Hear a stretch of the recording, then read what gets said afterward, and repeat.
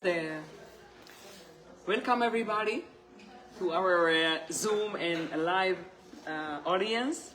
Bezrat Hashem, holy audience, Kahal Kadosh. I'm very standing here with big humility, and I'm very honored that Hashem give me the privilege to all of you, my sisters. Doesn't matter the color of your eyes, doesn't matter you are rich, doesn't matter your personality. For me, I love you all very, very much. And I can say you are my life because I'm here thanks to you and Hashem.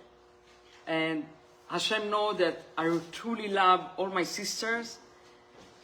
And I want you all to enjoy today with everything that we can offer. We have a great speaker, Sarit Labai, Miriam Yerushalmi. Miriam Yerushalmi. Sarit Labai is a therapist for, explain? Like dating, marriage, and family. Okay, very good.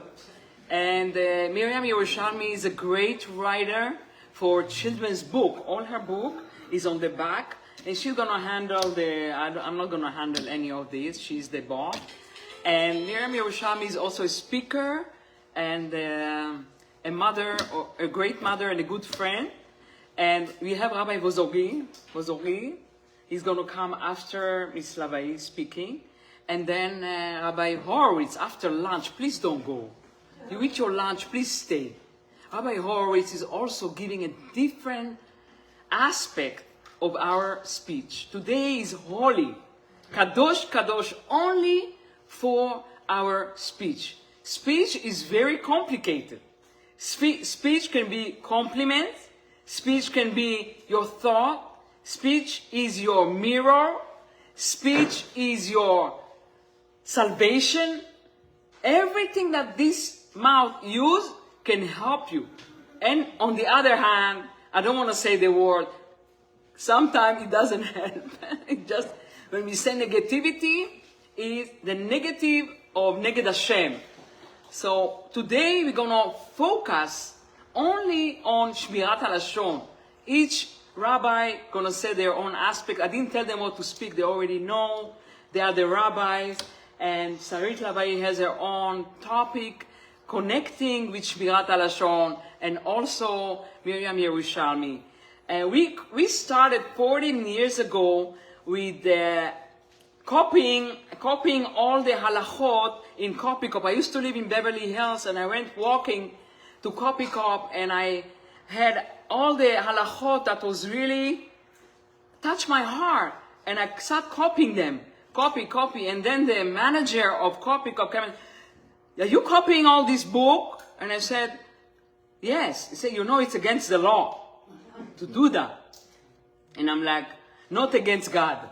Because the writer, Rabbi Israel Meir HaKohen, Chafetz Chaim, he wants me to do it. So I told him, don't worry, if that person sue me, they're going to give me big reward for copying. I wasn't scared at all. Sometimes when you say against the law, I'm such a chicken, I'm scared. But this one, I wasn't scared. I was confident. And I copied, and then I copied in Hebrew, and then I copied in English, and then I copied in Farsi. I couldn't read Farsi. But I went to my friend, my neighbor, and said, what's written here? And she started reading me the halacha in Farsi. And I started memorizing the halacha, and I copied it, and I highlighted it, and we send it to women. Slowly, Hashem help us to grow and illuminate Los Angeles for saying our languages. Every lecture, the ladies that you lecture, say one halacha of Shmirat HaLashon. On a table of Shabbat, one halacha of Shmirat HaLashon. It guards us to speak positive, it guards us not to speak negative, and above all, we are repairing the world when we're teaching one halacha of Shmirat HaLashon.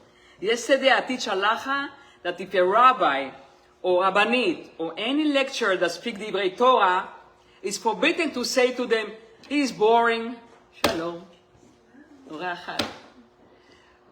it's forbidden to say, he's boring, I don't like his speech, I heard her too much, she doesn't speak to the point. All those words is truly Lashon Hara, nothing else.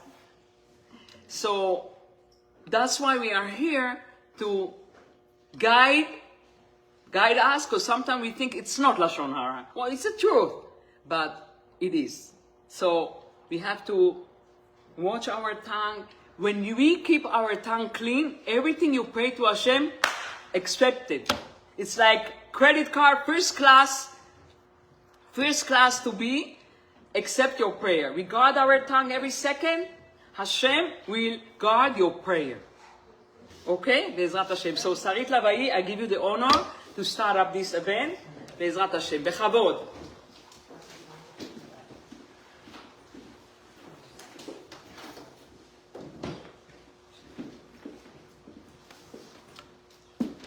Good morning, everyone.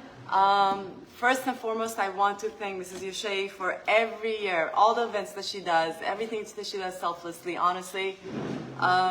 She's such a tzaddiket, and there's not enough words, Mrs. Yoshe, to thank you for all the Torah that you're spreading. So thank you again for another year of wonderful events. So we're right now in such a crazy world. Think about it. We're right before Tisha B'Av, and the whole world is against us. Everybody is against us.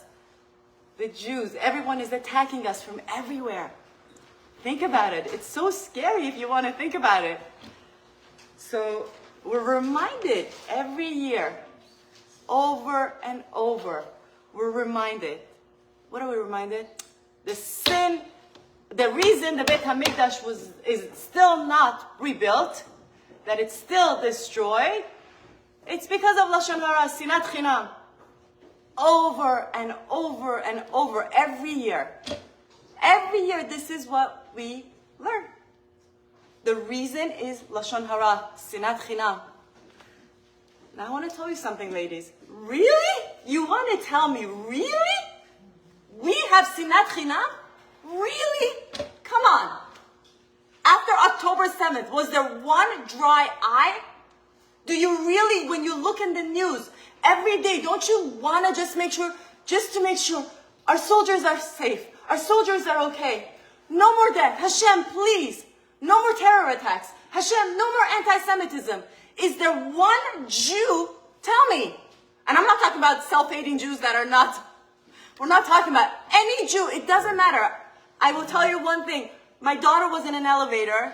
She walked into an elevator. She saw a guy full of tattoos, like in the elevator. She was so scared.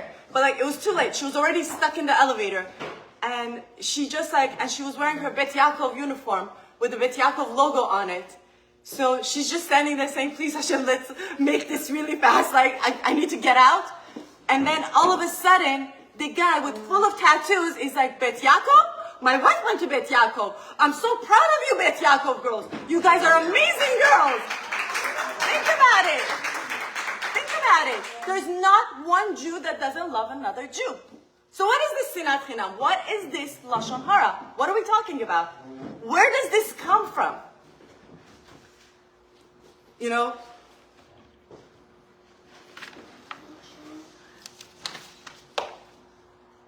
If you look at Lashon Hara, it's all about judging.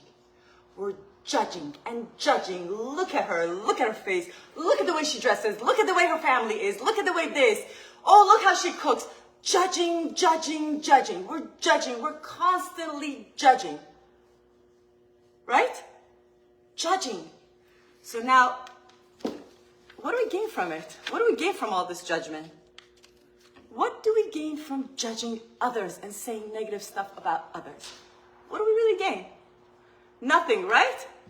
Now I'm going to tell you something that's exactly the opposite. We do gain something. What do we gain?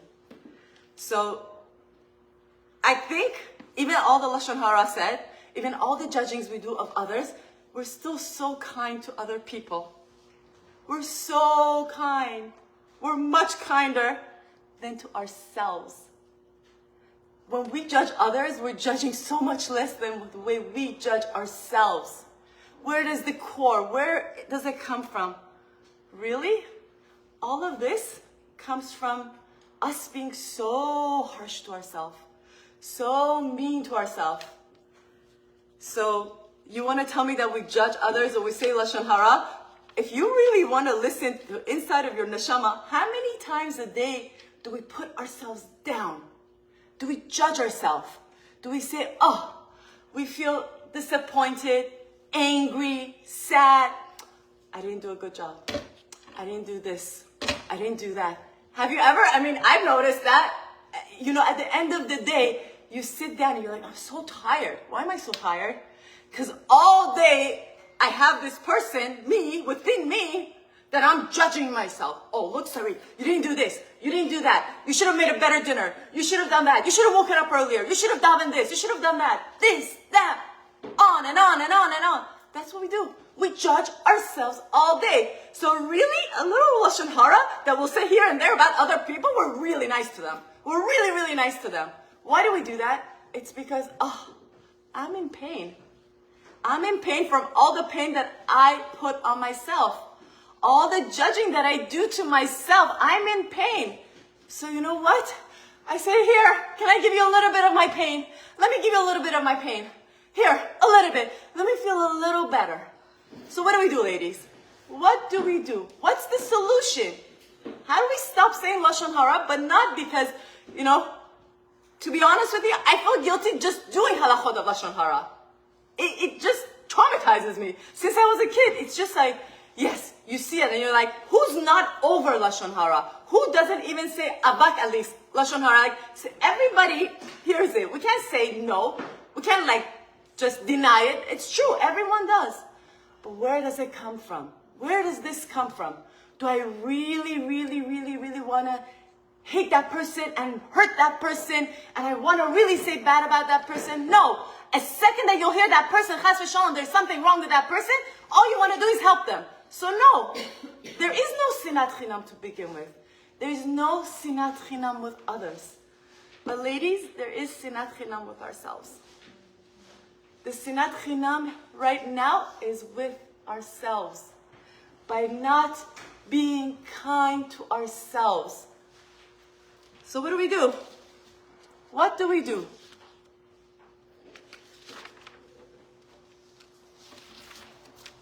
There is a beautiful, beautiful, from the Sefer Nefesh HaChaya that my daughter Racheli told me, that she just learned with her principal last week. It says that, ladies, before anything, we have to realize who we are. How much value we Jewish women have. We are so special. And we keep on putting ourselves down thinking, yeah, what do I do? Right? So in her Pinkis, in the Sefer Nefesh HaChaya says, if you look back since the time of Avraham Avinu and Sarah Imenu, and until now, there is a concept called Yeridat Hadorot, which means the level of greatness that you could achieve has become lower and lower. You cannot compare, you say, Avraham Avinu, right? Is there anyone to the level of Avraham Avinu here nowadays? No. Even a few generations back, is there someone like Harav Kanievsky or Harav Ovadia Yosef? No. Every generation, it becomes lower and lower. But Harav Pincus says, what was the job of a woman from day one? What was her task? What did she do? What was she commanded to do? Take care of her family. Just run the home. That is her holy task. So we think, that's a holy task? I'm accomplishing something by having a family, by taking care of others? This is my task? Ladies, this is mind-boggling. The same holy, kadosh work that Sarah Imenu, Rivka Imenu, Rachel Imenu, Leah Imenu, Miriam HaNeviah, all the holy Jewish women did, the ones from generations, the great women, Esther Hamanka, everyone, whatever they did, we are doing the same thing. We're achieving the same thing. The Kedusha, the level of Kedusha that we are accomplishing is no different than our foremothers. We're doing the same thing. Yeah, the men might not be doing like Avraham Avinu or Yitzchak Avinu, but we are. Do you understand what that means? That means